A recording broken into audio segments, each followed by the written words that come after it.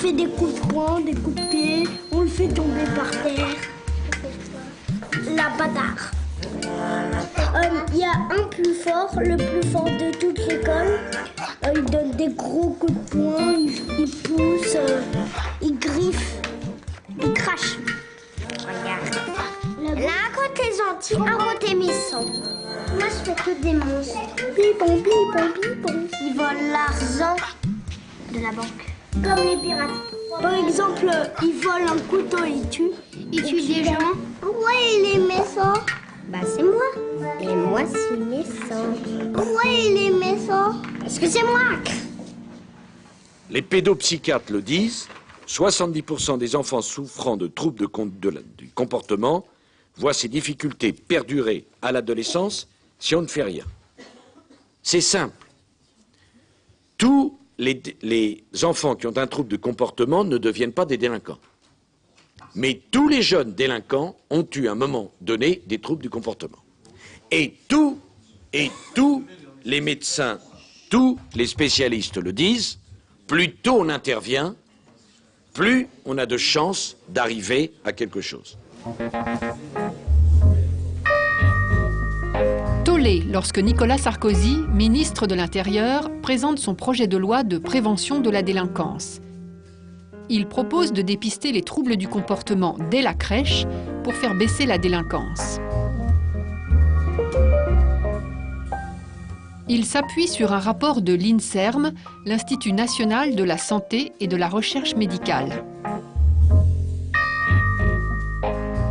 Les experts y font le lien entre les crises de colère de l'enfant et la délinquance.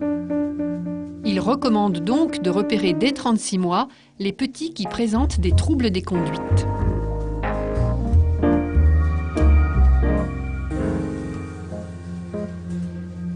À Necker, à la suite de ce rapport de 2005, moi j'ai vu des gens qui venaient et qui l'enfant avait mordu en crèche, l'enfant avait mordu en petite section de maternelle, les parents avaient entendu parler du rapport et très vite ils ont posé des questions. Alors ils le posaient en souriant en disant mais alors est-ce que vous pensez qu'il va devenir délinquant? Et ils le disaient en souriant mais ils le disaient quand même. Les gens se sont mobilisés en disant il y a des choses qu'on ne veut pas. Il y a des choses qu'on ne veut pas, et en particulier, ce que les gens ne voulaient pas, c'est qu'on prédise à l'avance des destins, et qu'une bonne idée de départ, qui était une grande attention au bébé, une plus grande attention au bébé, se tourne en catastrophe, et une espèce d'enfermement évolutif tout à fait dommageable pour les enfants. Pas de zéro de conduite pour les enfants de 3 ans, c'est le titre de la pétition qui circule depuis quelques semaines contre le dépistage des troubles et de l'agressivité chez les bambins. Elle a déjà réuni plus de 130 000 signatures. L'initiative est lancée par un collectif de professionnels de l'enfance qui refusent de jouer aux policiers dès la crèche, ce sont leurs termes. Cette expertise de l'INSERM indigne certains professionnels de l'enfance, notamment par les termes employés à propos des traits de caractère des enfants difficiles. Froideur affective, tendance à la manipulation, cynisme, index de moralité bas. Ce qu'on ne peut pas accepter, c'est qu'on laisse croire que les difficultés de comportement chez un enfant de 3 ou 4 ans sont prédictives d'une évolution ultérieure vers la délinquance. Par exemple, on lit qu'un enfant de 7 ans est un prédélinquant. Le mot prédictif, prédicteur revient des dizaines de fois tout au fil des pages de l'expertise. Or, cette causalité n'est nullement établie et on ne peut pas faire porter à un enfant une telle épée de Damoclès pendant des années et des années, tu vas devenir un délinquant, sans risquer qu'il se conforme à cette obsession inquiète de la part de son entourage. C'est ce que les psychologues et les pédagogues appellent l'effet Pygmalion. Le rapport INSERM est nourri d'études anglo-saxonnes. Un de ses principaux auteurs est d'ailleurs le Canadien Richard Tremblay, considéré outre-Atlantique comme le découvreur des origines de la délinquance. En Europe, il est de plus en plus écouté. Son laboratoire est même désormais associé à celui de l'INSERM. Si les enfants de 2 ans mesuraient 6 pieds, s'ils pesaient 250 livres, s'ils avaient accès à des armes, leurs agressions pourraient provoquer de très sérieuses blessures. Elles pourraient même tuer. Il y a 25 ans, Richard Tremblay démarrait des enquêtes pour comprendre comment, selon ses propres termes, d'innocents bambins deviennent des adultes violents. Il a suivi de l'âge de 6 ans jusqu'à aujourd'hui 1000 garçons de familles pauvres.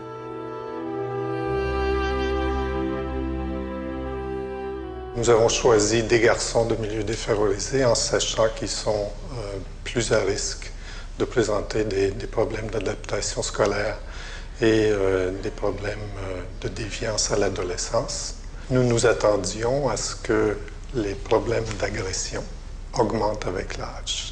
À notre grande surprise, la fréquence des problèmes d'agression diminuait avec l'âge plutôt que d'augmenter. Selon lui, c'est donc avant 6 ans, et même au berceau, qu'il faut chercher les origines de la délinquance. En retraçant l'origine des comportements violents depuis le début, c'est-à-dire depuis la naissance, les chercheurs ont pu observer à quel point les gestes d'agression commencent tôt dans la vie.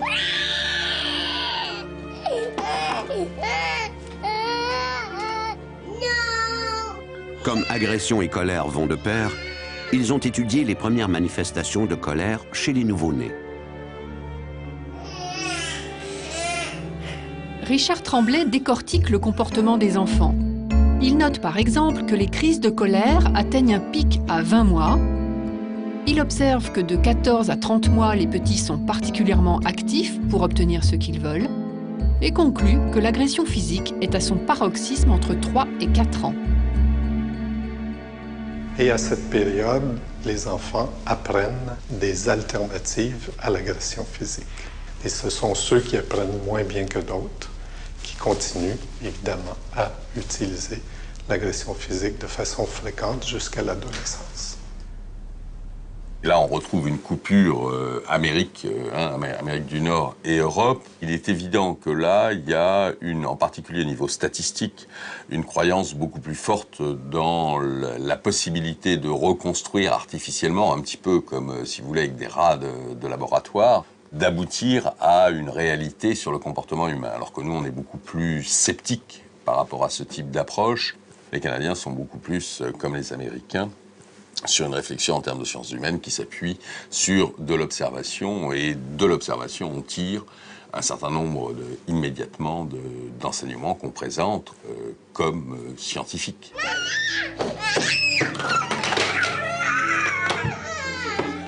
En faisant le lien entre les colères de l'enfant et les comportements agressifs de l'adolescent, Richard Tremblay est contesté par la majorité des spécialistes français de la petite enfance. Le risque à poser l'agressivité du jeune enfant comme prédictive d'une violence ultérieure, c'est de faire croire que cette agressivité du tout petit serait anormale.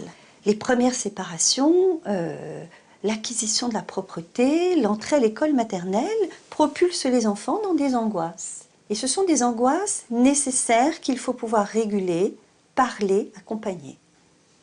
Et là, si on photographie à ce moment-là et qu'on considère qu'on est dans un comportement qui a un écart à la norme, et si les normes sont trop rigides, à ce moment-là, on va épingler un enfant et on va le figer dans cette image qu'il aura donnée de lui à un moment donné. C'est ça qui est ravageur. C'est vrai que les parents, mais aussi et surtout les hommes politiques, ont peur d'un certain nombre de comportements qui émergent dans la jeunesse. Et c'est vrai que face à cela, on a la tentation de se dire, mais si on pouvait les contrôler, les gens, si on pouvait, en quelque sorte, exercer sur eux une emprise qui rende impossible toute déviance et toute délinquance, ce serait formidable. Notre société rêve de cela. Nous sommes les Tours de France, d'une route à l'autre on s'élance, les gens émerveillés nous regardent passer.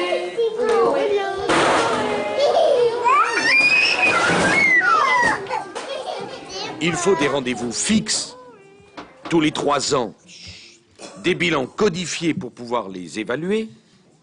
Il faut un suivi du comportement de l'enfant. Non, pas toi.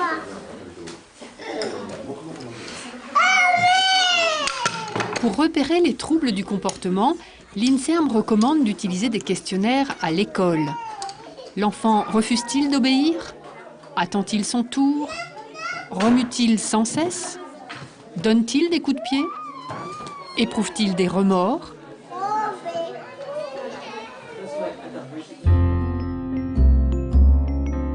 Au Québec, ces questionnaires sont largement utilisés. Certains enfants, jugés trop agités pour rester à l'école, sont provisoirement accueillis dans le cadre du programme expérimental Répit Transit. En arrivant, ils passent le test Dominique interactif. Ils ont 15 minutes pour répondre à 100 questions par oui ou par non. Les réponses nuancées ne sont pas acceptées. Est-ce que tu vas bien, comme Dominique? Est-ce que je peux écrire des fois? Ah non. C'est oui ou non. Est-ce que tu vas bien, comme Dominique? Des fois, je peux écrire non. Si ça t'arrive souvent, t'écris oui. Si ça t'est arrivé juste une fois dans ta vie, t'écris non.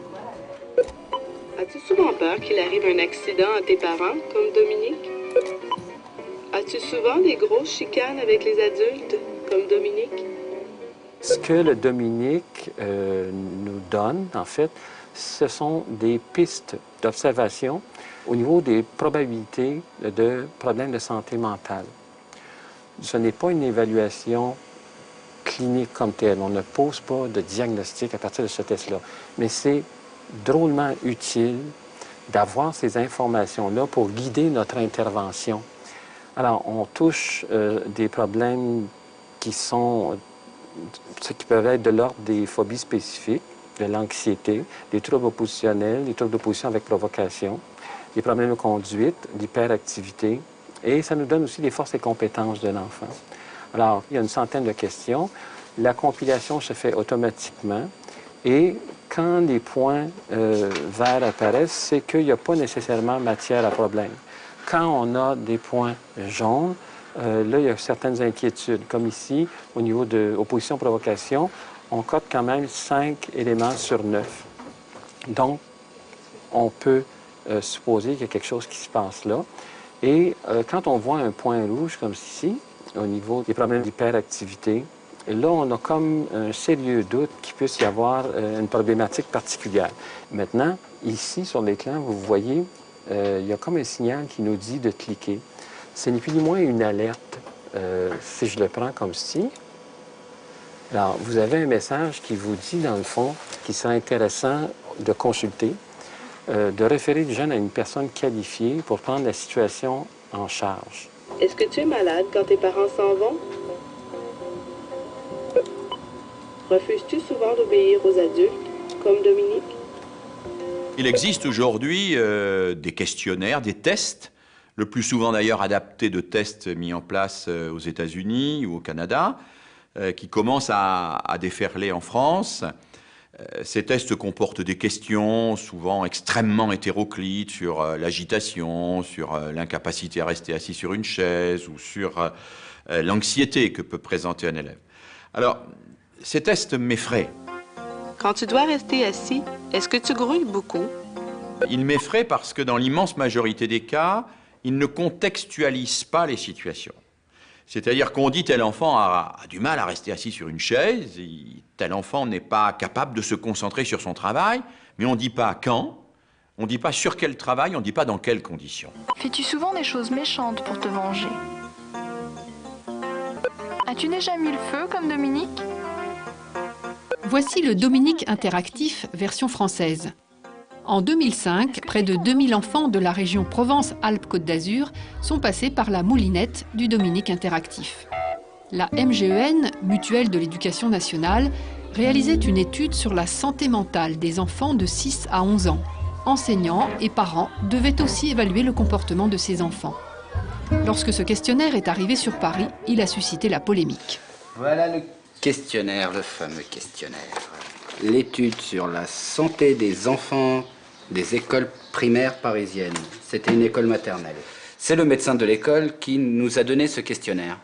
Oui, voilà, c'est des questions portant sur la relation qu'on a avec son enfant. Oh, il y a quelques petites questions. L'embrassez-vous, par exemple? Bon, ça c'est un petit peu privé. Vous arrive-t-il de lui dire « Va-t'en, je ne veux plus te voir » quand il ou elle fait des bêtises? Ça n'a rien à voir avec le médical, hein. Rien à voir du tout. Y a-t-il des moments où vous êtes toujours sur son dos? Mais on est tout le temps sur le dos de son enfant. Si on a envie de l'éduquer normalement, on est tout le temps sur son dos. C'est des questions pièges. On croirait un petit peu être au code de la route. Fouillez-vous dans ses affaires personnelles. Alors là, c'est carrément indécent de demander ça. Moi, je pense, personnellement. Voilà, maintenant, je sais pas, mon enfant a 5 ans. Et à 5 ans, fouiller dans ses poches, je pourrais y trouver quoi? Des seringues, une pipe à crack, je sais pas. Alors maintenant, pour moi, ça, je ne le remplis pas. Tout simplement. Stoppée sur Paris, l'enquête a pu être menée à son terme en région PACA. Ses résultats ubuesques sont restés confidentiels. Si ce sont les enfants eux-mêmes qui répondent au test, près d'un quart d'entre eux estiment avoir des troubles du comportement. En revanche, les enseignants et les parents n'identifient que 6 à 8% d'enfants ayant ce type de trouble, et sans qu'il s'agisse des mêmes enfants. Finalement, lorsqu'on croise les réponses des parents, des enseignants et des enfants, il ne reste que 0,7% d'enfants censés avoir des problèmes de santé mentale. Décidément, on ne diagnostique pas un trouble du comportement aussi facilement qu'une grippe. De multiples variantes de ces questionnaires, allégés pour les premières années de maternelle ou plus sophistiqués pour les CM2, se glissent dans les cartables, disparaissent sous les huées pour ressurgir ailleurs. Dans un certain nombre de départements, on demande à des enseignants de dépister des troubles psychologiques chez les enfants. On leur fait utiliser par exemple des échelles d'évaluation de comportement. J'en ai une ici. Je vous en cite 2 items. Ce sont pour des enfants, c'est une échelle qui est utilisée pour des enfants de 3 ans. Un item, taquine ou brutalise les autres enfants. Comme si taquiner et brutaliser, c'était la même chose. Un item, pense qu'il ne pourra pas réussir. Il s'agit d'enfants de 3 ans. Un item, pleure ou rit trop. Pleure ou rit trop.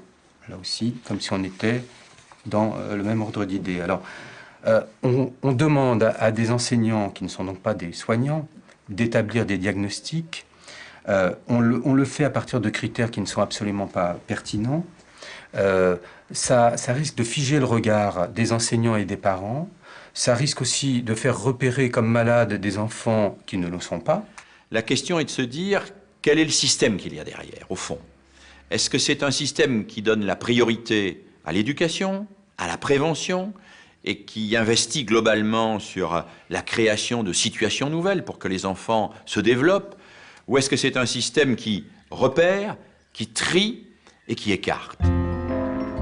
Si en France on refuse d'étiqueter les enfants, au Québec on désigne dès la maternelle ceux qui sont trop agités. Le meilleur moyen, selon les psychoéducateurs, d'agir rapidement pour éviter qu'ils ne deviennent délinquants. Les enfants qui arrivent à la maternelle et qui maintiennent les problèmes, c'est-à-dire qui ont des problèmes à l'entrée à la maternelle et qui les maintiennent tout au long du primaire, donc jusqu'à l'âge de 12 ans, ils ont des caractéristiques communes. Alors, ce sont des enfants qui sont plus agités, donc plus agressifs, mais à la fois, ils sont agressifs, à la fois, ils sont peu habiles au plan social et en plus, ils ont peu d'anxiété, c'est-à-dire peu de sensibilité aux autres. Selon Richard Tremblay, la personnalité des enfants en maternelle est prédictive d'une délinquance à 13 ans. Dans son étude, 7% des enfants à la fois hyperactifs et peu anxieux deviennent délinquants. Les anxieux ont un meilleur pronostic. Avenir très compromis en revanche pour les enfants simplement hyperactifs. Plus de 25% d'entre eux deviennent délinquants. Ce sont des résultats extrêmement importants qui ont permis justement de développer le programme Floppy.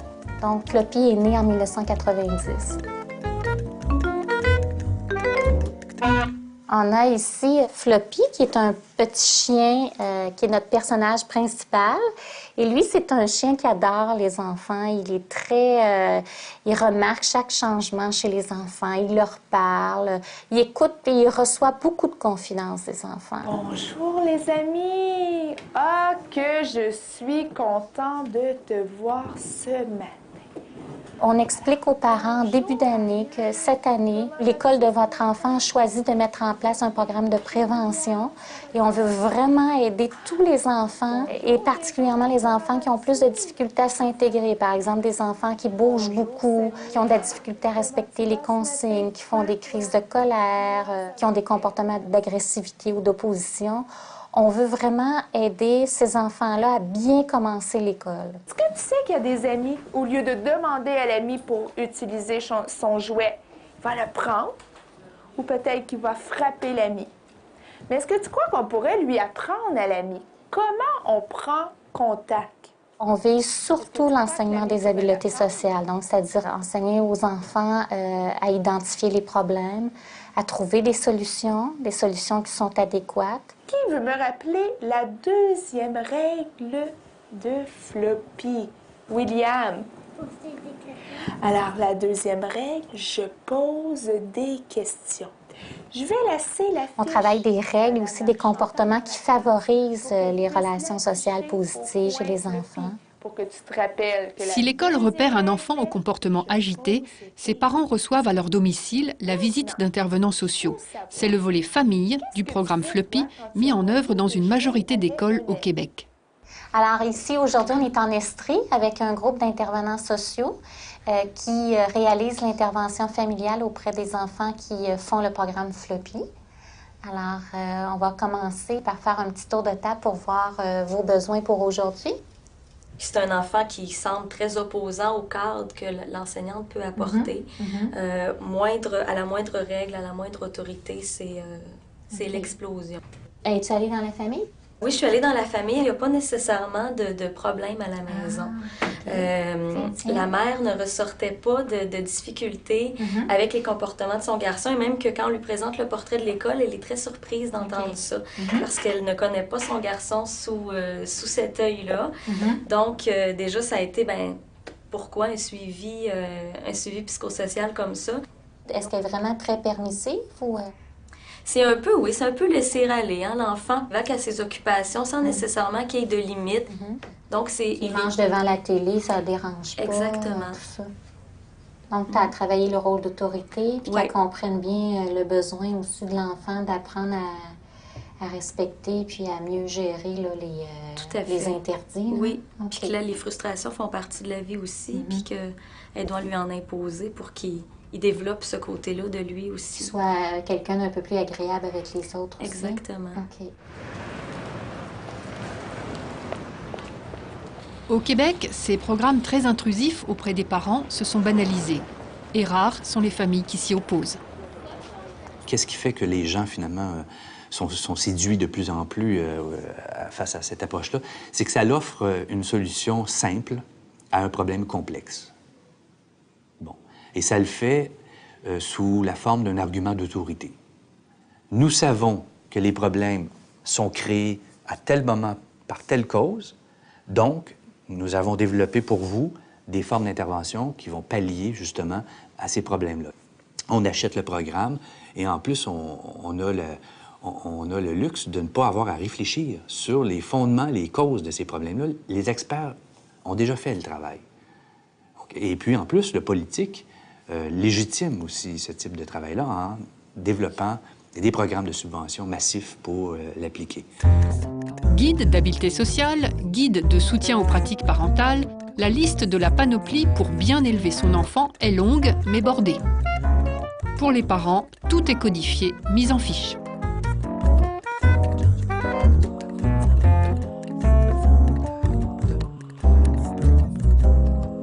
On ne peut pas apprendre à des parents quelles sont les méthodes pour être un bon parent, parce que ce qui se passe bien avec un premier enfant ne va pas se passer bien avec un deuxième. La fonction parentale est une fonction qui est toujours en élaboration et qui se construit pas à pas. Ce qu'il faut, c'est des gens sur le passage, présents et attentifs, qui puissent répondre quand c'est le moment pour les parents à leurs questions, à leurs doutes, à leurs besoins de comprendre.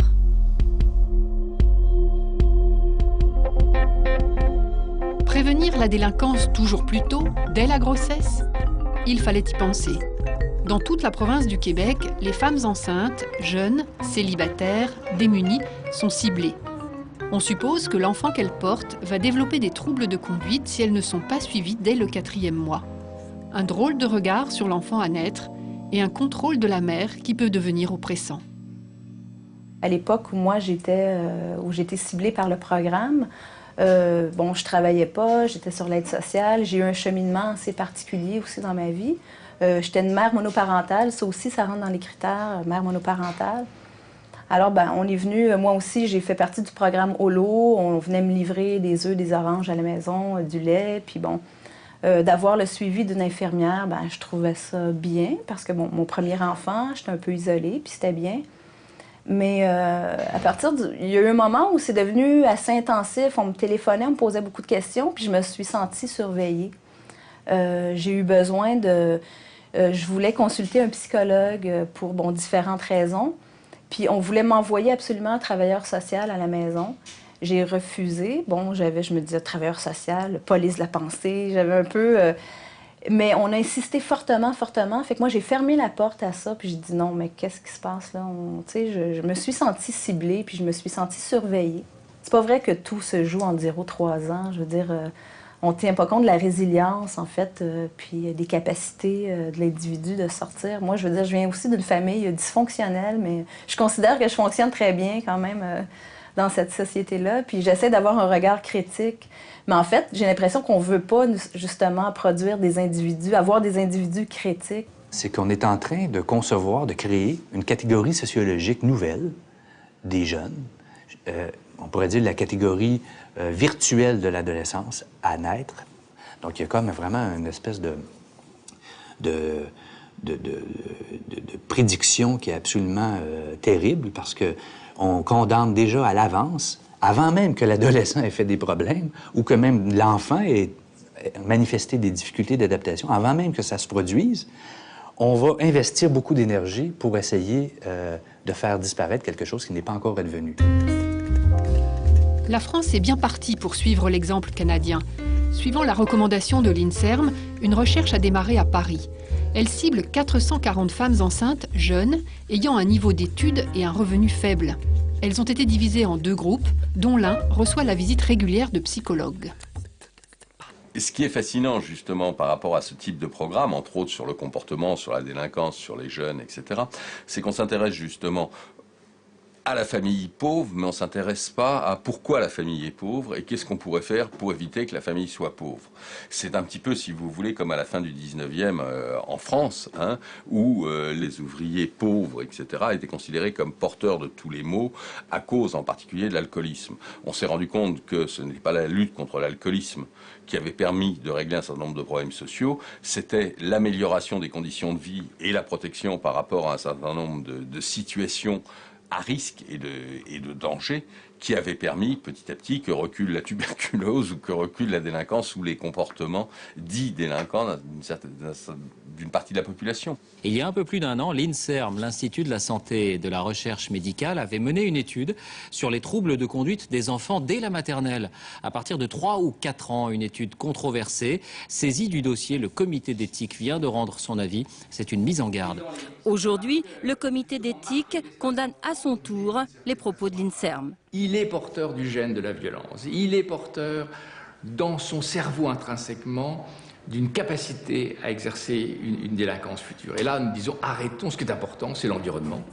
Le rappel à l'ordre est clair, pas question de prédire aux enfants agités un avenir de délinquants. Quand un enfant a des problèmes de comportement, un petit enfant de 3 ans, 4 ans, c'est d'abord le signe qu'il a un problème, qu'il a une souffrance. Ces troubles du comportement peuvent se manifester par un comportement agressif ou au contraire par un comportement de retrait. C'est cet enfant et sa souffrance qui doit être la priorité de ceux qui s'en occupent. Hein, et ne pas dire il faut s'occuper de cet enfant parce que peut-être que dans 15 ans, il va avoir tel avenir ou tel avenir. Mon papa. Il est bien, mon papa. Il est bien. Mon papa n'a peur de rien. Rien. Il a peur de quoi? De rien. Il est bien, mon papa. Il est bien. Il est fort. Comme un gorille. C'est qui, lui? C'est le papa. En France, les personnels des crèches, des PMI, ne cataloguent pas les enfants qui ne vont pas bien, mais leur accordent une attention particulière. Ils font ainsi depuis longtemps un vrai travail de prévention. Lorsque je rentre dans une pièce où il est, Il me regarde droit dans les yeux et d'un seul coup, il va se mettre à pousser ou taper 4 ou 5 enfants qui sont autour de lui, tout en continuant à me regarder. Et lorsque j'essaye de l'arrêter, de lui rappeler un petit peu les interdits, il me regarde tout en essayant de fuir en souriant et il essaye de taper, de pousser les enfants qui seraient à sa portée. Est-ce que d'autres ressentent les mêmes difficultés face à, finalement, le comportement et l'agressivité de cet enfant? C'est vrai que par moments il joue très très bien et tout d'un coup, pour je ne sais quelle raison, il va se mettre à lancer par exemple le bol plein de pions qui est à côté de lui. Il y a ce regard qui appelle justement, et je pense que c'est important à saisir. Et j'ai pu l'accompagner en le valorisant justement en rangeant, parce que c'était important de marquer la fin de l'activité en rangeant. Et de sentir accompagné, je pense qu'il a apprécié. Vous avez dit tout à l'heure que vous aviez remarqué que cet enfant, finalement, il agresse les autres enfants sans même les regarder. Est-ce que ça voudrait dire que son agressivité ne s'adresse pas à un enfant donné, identifié? Est-ce que vous êtes sûr que cet enfant, il sait à peu près qui il est lui-même? Est-ce qu'il se nomme lui-même? Est-ce qu'il dit moi? Est-ce qu'il dit très peu? Oui, déjà il parle presque pas. Ça voudrait dire qu'on pourrait peut-être commencer par travailler un peu pour lui, qui il est, où il est, pourquoi il est là, avec qui il est, qu'on est content de s'occuper de lui, de l'accueillir, parce que même si c'est difficile pour vous, vous êtes quand même content de faire ce travail avec cet enfant. Hein? Surtout quand même qu'on sent par derrière une extrême sensibilité, je veux dire, qui masque complètement, mais elle est là la sensibilité. Le symptôme, ça veut dire quelque chose pour l'enfant lui-même. Une agitation, ça a du sens pour l'enfant, ça a du sens pour l'entourage. Je crois que si on veut que nos traitements soient bien choisis et aient un effet durable, il faut rentrer dans la signification des choses. En tout cas, en fonction de l'histoire de chaque trouble, on va choisir des solutions thérapeutiques différentes. C'est pour ça que c'est pas simplement pour le plaisir de disséquer intellectuellement les choses. Si on refait l'histoire d'un trouble, dans certains cas, on va prescrire un petit groupe thérapeutique pour un enfant, une approche psychomotrice, un psychodrame pour un adolescent, une thérapie individuelle, une relaxation.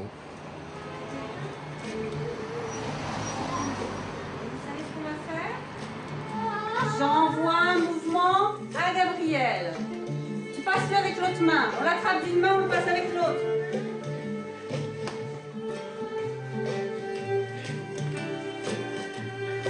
Allez Nicolas, Vas-y Nicolas. Vas-y. Les enfants que je suis, quand je vois un enfant qui a 18 mois, 2 ans, 3 ans, même avec des troubles du comportement, des grosses colères, j'ai pas en tête qu'il va devenir délinquant.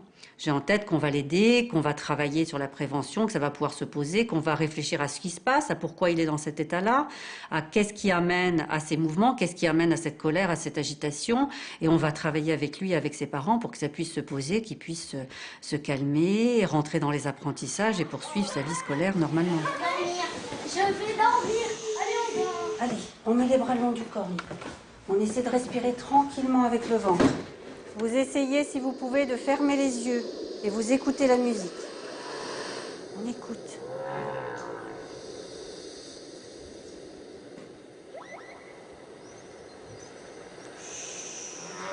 Souvent, les enfants qui sont hyperactifs ou agités ou qui ont des problèmes de violence, c'est souvent des enfants qui vont se précipiter sur le copain, quitte à l'étrangler pour lui dire bonjour, et que c'est pas forcément dans un premier temps un acte violent, mais c'est leur façon un peu de rentrer en communication. Ils vont être dans le rentre-dedans, ils vont avoir du mal à contrôler le geste.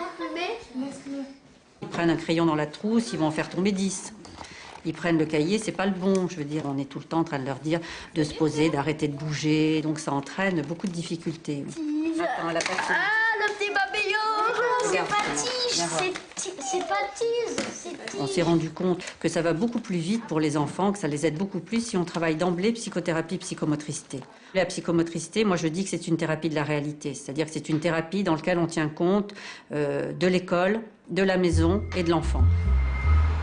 L'hyperactivité est-elle le signe d'autres difficultés ou une maladie en soi?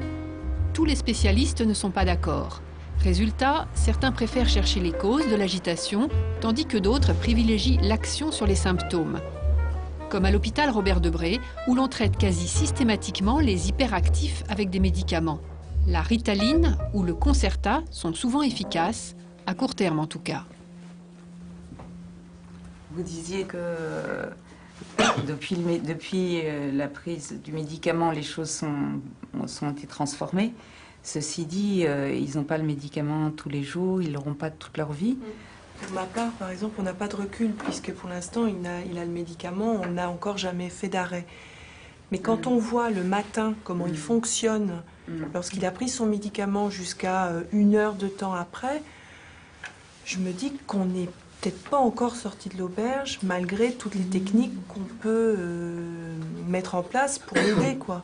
Il met 1h30 à agir, donc il faut à peu près calculer pour qu'il commence à bien agir une fois que les enfants sont à l'école. Donc de toute façon, voilà, c'est 7h30 le matin, et puis il fait 12 heures, donc jusqu'à 7h30 le soir. Mais entre 7h30 et 9h, et là il fait pas effet. Il fait, voilà. Mais bon, on gère au mieux. On a essayé de faire un arrêt, on a essayé de stopper parce qu'on s'est vu qu'il y avait une amélioration, on a voulu voir sans médicaments l'évolution. Et niveau du comportement, on s'est aperçu que on a eu beaucoup de mots au niveau de la maîtresse, que l'agressivité commençait à reprendre le dessus. Et même nous, à certains moments, on avait beaucoup, mais beaucoup de mal à gérer. Donc on a repris les médicaments et on s'est aperçu que avec ou sans, on préfère avec. Aussi bien pour nous, surtout pour lui, parce que bon, ça crée quand même beaucoup moins de tension, beaucoup moins de problèmes, il apprend quand même beaucoup mieux. Et au niveau de son entourage, point de vue de l'école, c'est beaucoup plus simple. Pour certains cas très particuliers, l'apport médicamenteux va être utile pendant quelque temps, mais de toute façon, cet apport médicamenteux, c'est jamais tout seul, jamais trop tôt et jamais trop longtemps. Il faut savoir qui on soigne. Hein. Est-ce qu'on soigne l'enfant ou est-ce qu'on protège la société? Alors, selon les moments, ça peut changer un petit peu de vertex, comme on dit. Hein.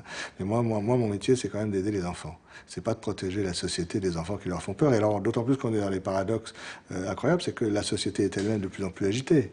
Et plus elle est agitée, moins elle supporte les enfants agités, et plus elle crée les conditions de leur agitation, et après elle les enferme dans des carcans pharmaceutiques ou éducatifs.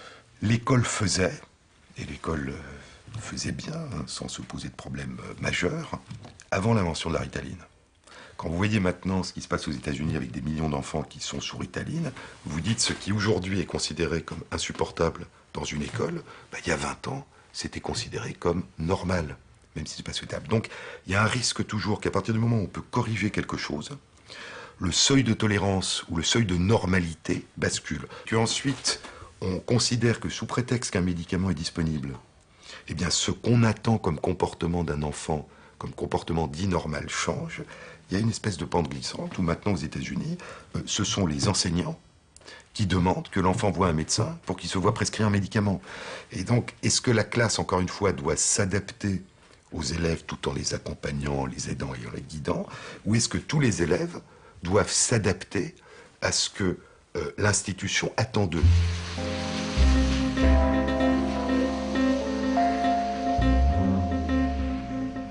Est-ce qu'il est terminé ton passe-tête? OK. Tu t'assois, tu lèves la main. Va t'asseoir, lève la main. Je vais aller te voir. 4. 3 Renaissance. 2 Renaissance. 1. Tu vas t'asseoir tout de suite. Tu lèves ta main.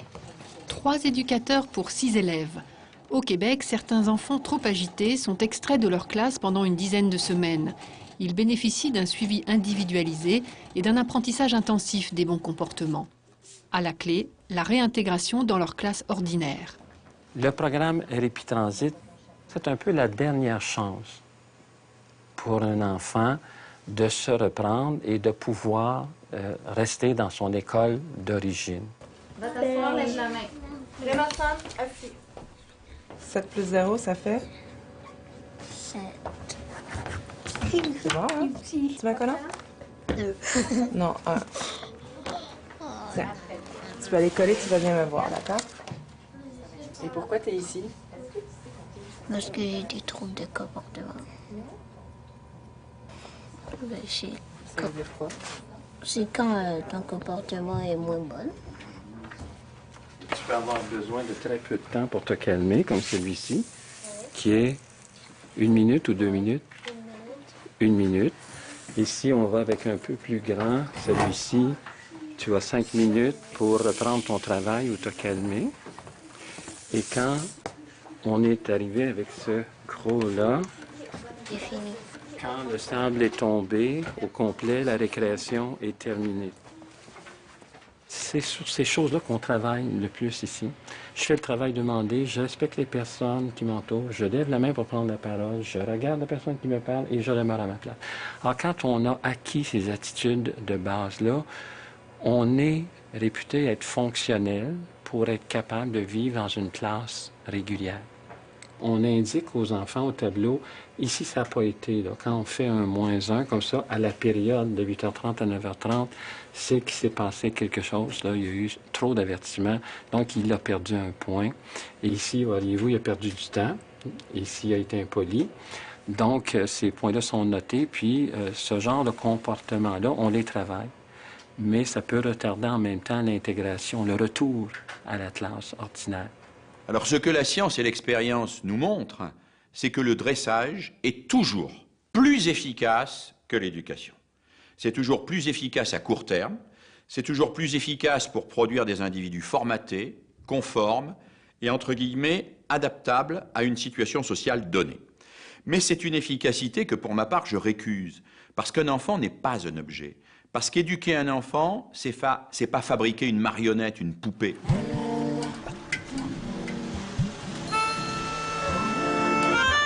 Dans cette banlieue de Lyon, l'exclusion d'élèves pour troubles du comportement est rarissime.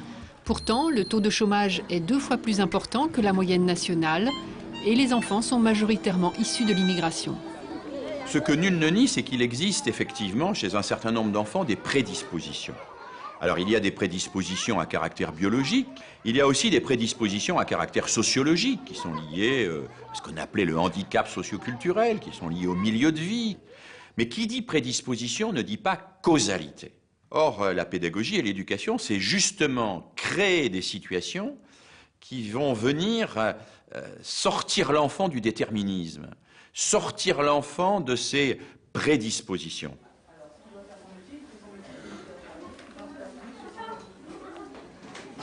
Ordre du jour du conseil de classe du mardi 31 mars 2008. Premier point sur la coopérative. Rachel et Jack. L'autre jour, ça fait à peu près presque une semaine qu'on a fait passer les mots pour les rappels de coopérative. Il y a personne qui a payé. Je me donne la parole. Et là, il y a Brenda qui a toujours pas ramené. Johan, il a toujours pas ramené. Je lui ai demandé vendredi. Il m'a dit, je sais pas, c'est ma mère, elle me les a pas. Je lui ai dit, elle me les a pas donnés. Il m'a dit ça. Et Lucas, il faut que tu payes. Et moi, j'ai payé le mois d'avril et mars. On pense au 4e point sur les ceintures, Nicolas. Il n'y a plus de suspendu en ce moment-là. Voilà. Donc on est toujours avec 2 ceintures oranges et combien de ceintures jaunes? Vous pouvez laver la main, les ceintures jaunes? Voilà, 1, 2, 3, 4, 5, 6, 7... Dans cette école de quartier, les enseignants ont fait le choix de la pédagogie active. Les élèves de CE2, CM1 et CM2 sont réunis dans une même classe. Le travail en groupe est favorisé.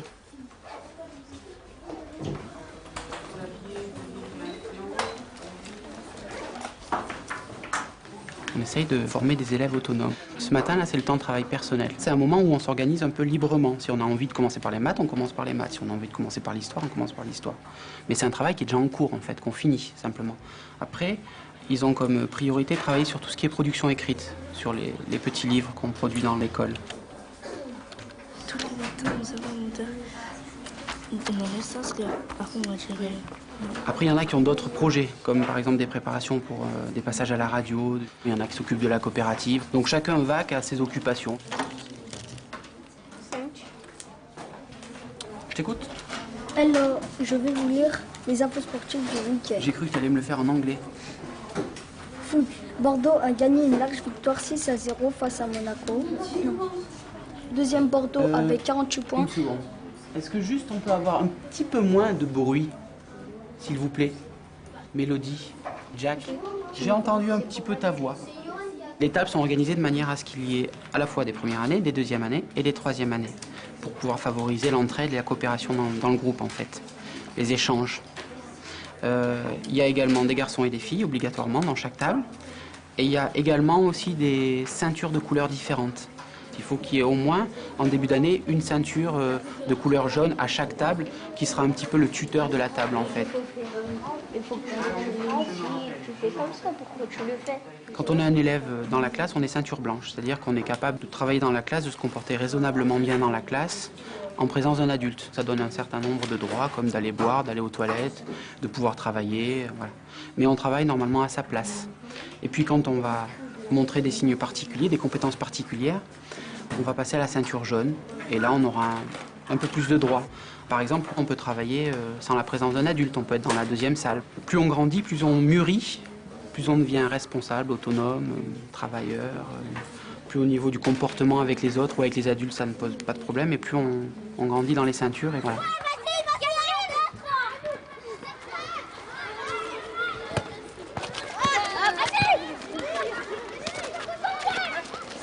Nous, comme on est dans un milieu défavorisé, on a été obligés de se poser la question et de faire différemment, quoi, et de mettre en place des choses.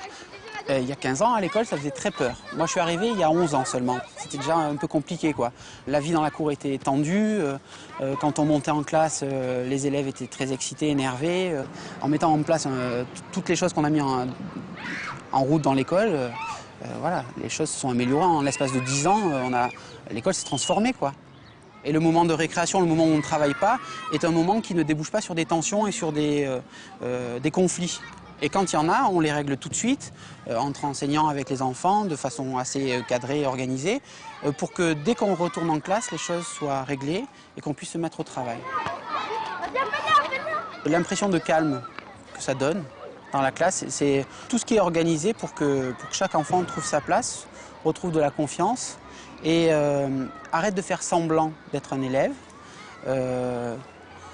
Et à ce moment-là, on n'a plus aucune raison de papillonner, de s'énerver, d'être agité, de faire autre chose que ce pourquoi on est venu à l'école, quoi. Ça n'empêche pas qu'on ne peut pas dire que ce ne sont pas des enfants agités. Il suffirait de les mettre dans un autre cadre, dans un autre fonctionnement, et je pense qu'il y en aurait de nombreux qui seraient très agités. Une des choses qui me choque le plus aujourd'hui, c'est la manière dont on exonère les responsabilités sociales dans le comportement des enfants. Notre société tout entière aujourd'hui me semble ressembler à un monde où on dirait, après tout, liberté totale pour les marchands d'excitants, mais répression et fermeté pour les excités. Alors non, il faut peut-être s'interroger sur ce qui excite les enfants, ce qui les rend turbulents, et puis mener une réflexion en profondeur sur des questions dont chacun sait qu'elles sont déterminantes, mais qui échappent totalement aujourd'hui au débat politique. La question des médias, la question des jeux électroniques, la question des rythmes de vie, la question de l'organisation du temps, toutes ces questions-là me semblent des questions très graves. Et plutôt que de dénoncer tel ou tel comportement individuel, je crois que ce qu'il faudrait faire, c'est se réunir partout où c'est possible, entre parents, enseignants, travailleurs sociaux, médecins, et réfléchir sur les fonctionnements dans lesquels nous sommes inscrits, parfois à notre insu, et chercher ensemble des solutions au service des enfants. Mobilisation contre un logiciel de gestion appelé Bas-Élève. Dans ce fichier, outre des informations administratives, figurent des données personnelles. Situation sociale de la famille, suivie par un psychologue, difficultés particulières. Un fichage du CP jusqu'à la fin de la scolarité. Si aujourd'hui mon enfant est suivi par le RAZ parce qu'il a un souci d'adaptation à l'école ou quelque chose de passager tout simplement et qu'il est suivi par le psychologue scolaire, j'ai pas forcément envie que dans quelques années où il y a un nouveau souci qui se pose parce que mon gamin est adolescent, on ressorte de ce dossier, ah oui mais au fait en 3e section de maternelle, il a déjà été suivi. Je crois que c'est vraiment un problème qui dépasse l'école. cette idée que, en dehors des clous, on doit médicaliser absolument, trouver quelque chose qui sort de, qui soit une pathologie. Voilà, les statistiques vont dans ce sens. L'enquête MGEN l'année dernière allait dans ce sens. Heureusement, on a réussi à la faire stopper. Mais il y a quand même très lourdement un courant comme ça. Les données personnelles ont été retirées de bas élèves. Le dépistage des troubles de conduite dès 36 mois ne figure plus dans la loi sur la délinquance. Mais la vigilance reste de mise. La prescription de médicaments contre l'agitation s'envole. Le Dominique interactif sera utilisé dans le cadre d'une nouvelle enquête, européenne cette fois. Les échelles d'évaluation du comportement se multiplient. Petit à petit, se dessine une société de l'enfance sous contrôle.